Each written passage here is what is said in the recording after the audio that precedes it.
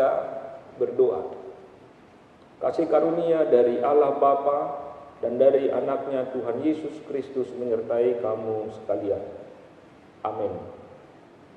Bapak Ibu, saudara-saudari, firman Tuhan di hari Kamis ini 23 April 2020 tertulis di 2 Timotius 1 ayat 8. Jadi janganlah malu bersaksi tentang Tuhan kita, dan janganlah malu karena aku, seorang hukuman karena dia, melainkan ikutlah menderita bagi Injilnya oleh kekuatan Allah.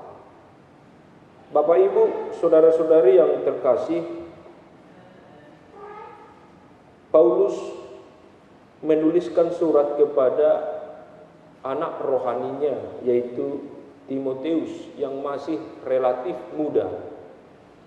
Kala itu Timotius memimpin sebuah jemaat. Paulus sebagai bapak rohani terus berdoa supaya Timotius dikuatkan Tuhan, supaya ia tidak dipengaruhi oleh godaan-godaan iblis, supaya ia tidak dipengaruhi oleh ajaran-ajaran sesat, tetapi supaya Timotius tetap berkobar-kobar dalam imannya. Semangat untuk memberitakan Injil itu diperlukan, supaya kabar baik tersampaikan kepada semua orang.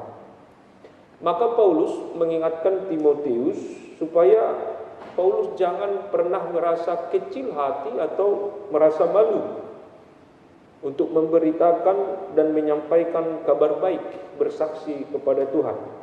Apalagi jangan pernah malu ketika bapak rohaninya, yaitu seorang Paulus, justru menjadi tawanan di penjara. Sebab orang yang terus hidup di dalam kekuatan Tuhan, bersaksi atas kebaikan Tuhan, tentu akan memperoleh berkat. Itu sebabnya Paulus berkata, ikutlah menderita bagi Injil oleh kekuatan Allah. Orang-orang yang memberitakan firman Tuhan harus rela menderita. Orang-orang yang berani berkata mengikut Yesus berarti ia harus rela dicaci, bahkan difitnah, bahkan mungkin saja dimaki oleh orang lain. Sebab mengikut Yesus itu butuh kesetiaan. Mengikut Yesus itu butuh komitmen. Itu sebabnya Yesus berkata bahwa barang siapa ingin ikut Dia, maka ia harus rela menderita. Sebab Injil itu menyelamatkan. Sebab Injil itu adalah kekuatan Allah. Hari ini firman Tuhan ini tidak lagi disampaikan kepada Timotius, tetapi disampaikan kepada seluruh anak-anak Tuhan, semua jemaat Tuhan. Mari bersaksi tentang Tuhan. Mari menceritakan kebaikan Tuhan.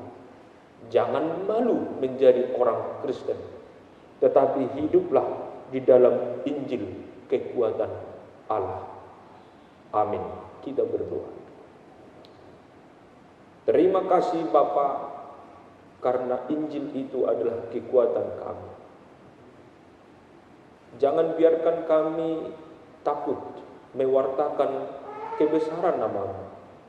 Jangan biarkan kami malu untuk bersaksi kebaikan Tuhan. Tapi biarlah Roh-Mu menyala-nyala dalam hidup kami, supaya kami bertumbuh di dalam iman, bersaksi untuk menyampaikan kabar baik melalui tutur sapa perbuatan kami sehari-hari. Lindungilah kami Tuhan di dalam hari-hari kami, di tengah keluarga, bersama anak-anak. Berikan kami sukacita dan kegembiraan dalam melewati peristiwa kehidupan kami akan ancaman penyakit virus corona saat ini. Kami yakin Tuhan akan terus menaungi dan memelihara kehidupan kami. Dalam Yesus kami berdoa. Amin. Anugerah Tuhan kita Yesus Kristus, kasih setia dari Allah Bapa, dan persekutuan Roh Kudus menyertai kamu sekalian. Amin.